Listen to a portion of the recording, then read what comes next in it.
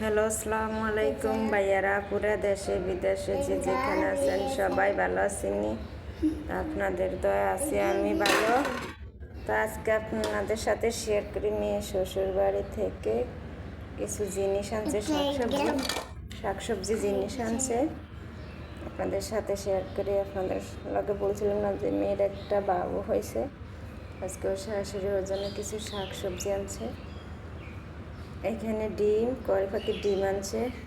এখানে লাউ শাক আনছে, লাউ শাক। এখানে মিষ্টি কুরমা শাক আনছে। এখানে মিষ্টি কুরমা আনছে। এখানে লাউ আনছে। এখানে গাছের বড়ই আনছে, করলা আনছে। এখানে সিম আনছে।